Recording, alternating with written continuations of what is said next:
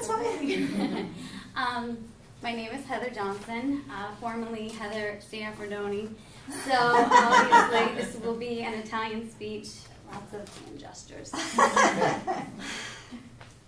God, grant me the serenity to accept the things I cannot change, courage to change the things I can, and the wisdom to know the difference. Many of you have probably heard the prayer of serenity before. My grandmother had it hanging up in her living room and would refer to it often as I was growing up. As a child, I was very close with my grandparents, practically living with them every single weekend from the ages of 5 to 12. My grandfather was affectionate. He was more of a spoiler. He was always an I love you, always, a hug and a kiss. Grandma was different. She was hard in the way that she got the job done. Born Lucia Barbara Arena to 2 Italian immigrants growing up in Philadelphia, she was tough, but she was always giving, always working so hard for everyone she loved. Today, I'd like to share with you how my grandmother has taught me to live my life with courage, acceptance, and wisdom. First, allow me to demonstrate her courage. Grandma would never say that she had a rough childhood. With 4 brothers and a sister, she was the youngest girl, and she was always at her mother's side cooking and cleaning. She loved her mother and wanted to do whatever she could for her. Anything from scrubbing floors at 7 to working in the family's bakery. At 18, she met my grandfather, who was 16 at the time. They were working together at a lumber company, and my grandfather walked right up to her and said, "I'm going to marry you." And my grandmother said, "Go home and play with your toys, little boy." But in the end, he won her over, and they were married 4 years later. After their first child was born, they moved in with my grandfather's parents. For 12 years, raising 4 children, my grandmother courageously persevered through what she refers to as hell. Yes, living with a mother-in-law who hated her. They had a washer and dryer, but my grandmother wasn't allowed to use it. She had to wash by hand.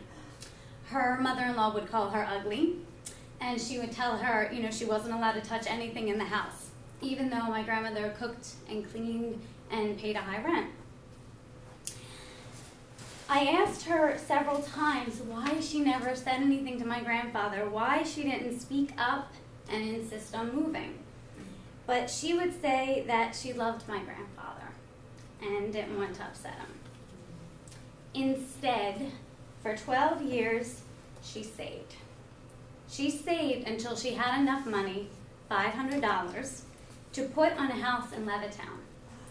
It was the 1960s, and Levitt had just built numerous affordable homes in Levittown. Everything was there for her family. She didn't drive, so that meant walking distance. The Levittown Shopping Center had just been built, and St. Michael's School was there for my dad, his 2 brothers, and his little sister. The patience and the courage it took to wait 12 years for that moment, I've admired since hearing the full story in my teens. Excuse me. Not only did my grandmother inspire me to be courageous, she also gave me wisdom. Grandma was always available from childhood, throughout my teens, and into my adult years. She played tea party with me and my dolls. She took me shopping. And time again, she taught me love through food. Her soups and sauces, her homemade donuts, her chicken cutlets, and her apple pies. We were always in the kitchen together, and mostly I would be drawing or writing while she stirred a pot or baked something yummy. She gave me a love for cooking that I have carried with me, but even more so was the wisdom she shared while she worked. We come from short of stature stock, and my grandmother would say that I have 2 arms and 2 legs, And that's the way God made me, and to be happy about it. And I was. I never felt my lack of height because my grandmother gave me such confidence. She would remind me that family was important, to be good to my parents, to be a good mother, that my husband and I were like two flowers that needed to be watered and tended to grow.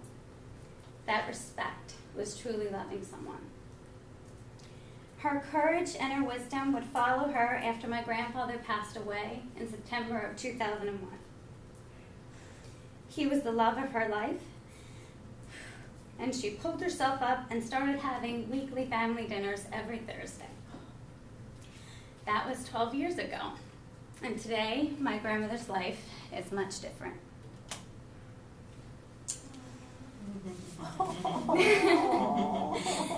So sweet. Again, through courage, wisdom, and now acceptance.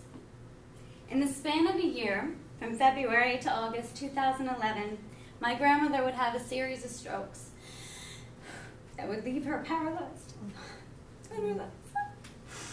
Fiercely independent and a terrific cook, she would now have to allow someone to bathe her, dress her, and cook all of her meals. And that someone ended up to be me. Whew. In September of 2011, my husband, son, and I moved into my grandmother's house in Levittown. I will not say that this was an easy transition. This was my grandmother's home. And here was a woman moving in who was very much like her. We clashed, we yelled, we fought over the placement and disposal of nearly everything in that house. I had quiet moments during this time that I tried to really think about what this must be like for her, how I would feel. And again, I'm so like her, cooking and cleaning, and now she just had to watch me take over. In the past year, I've seen her depression and anger turn to acceptance. Welcome the idea that she has people in her life who love her, that now is her time to rest and let others take care of her. She loves God and knows that this must be where He wants her.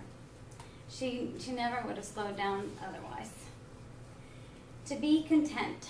I often think of the passage from Paul to the Philippians. I have learned in whatever state I am to be content. And that is Grandma. Still cracking jokes, still giving advice, still that amazing presence and faith. I think of my grandmother's prayer of serenity, and I think about how she truly lived knowing that she needed God, courage, acceptance, and wisdom. I am so grateful to still have her with me at 88 years of age, and I'm so grateful to give her back what she gave me. We still have dinners every Thursday, and I cook just as she always did. These are memories in the making, and I hope there's many more to come. Thank you.